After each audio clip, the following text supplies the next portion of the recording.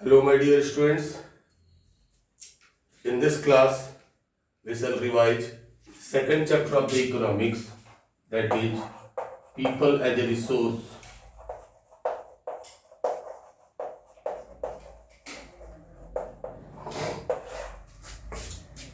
As we are knowing, on the earth, a varieties of the resources are available.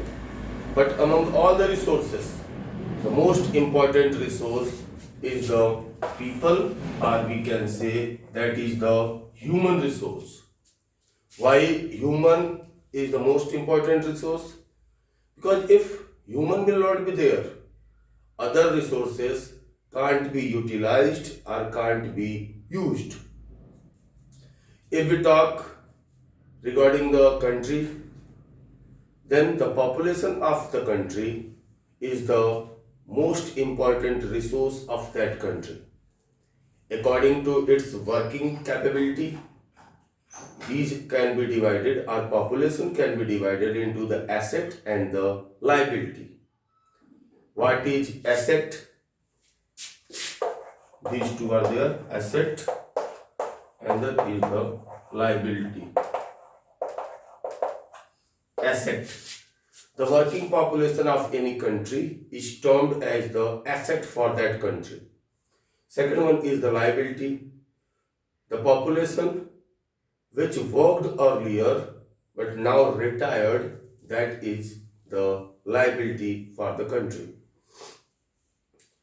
As we are knowing, we are living in a country whose population is too much, or we are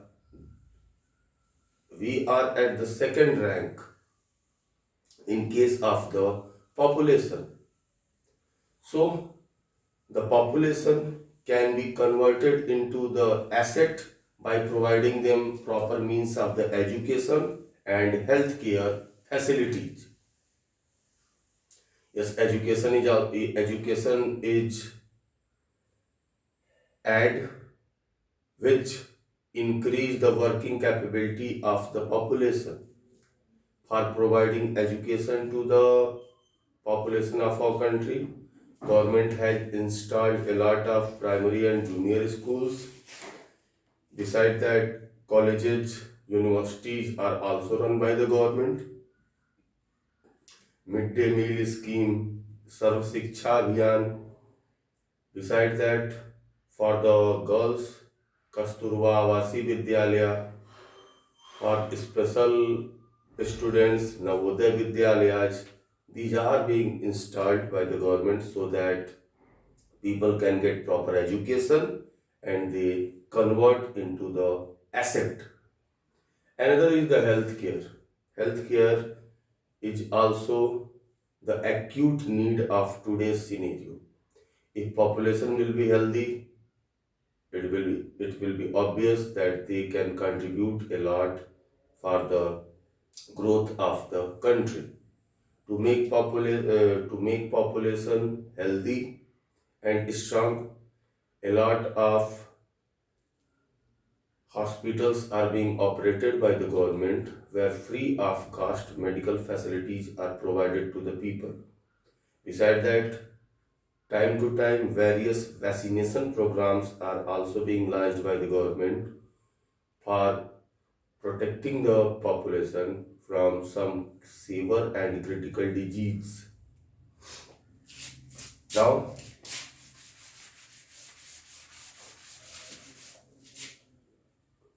in chapter 1, Palampur, we discussed about the two types of unemployment which is very common in the village area. Here, we will discuss the unemployment which is very much common in the city area. In the city area, educated unemployment is very common. What is educated unemployment? According to this, the individual is unable to get the desired job regarding to his education. And why it is common in the city areas? Because according to the number of the population, job requirements are not that much. So to survive their family members or to earn a livelihood, people negotiate and started to work in the low profile area, and as a result of it their talent can't be used properly in that sector, and they can't give their 100% in the development of the economy. Now, another thing which is also very important, that is the economic activities and non-economic activities.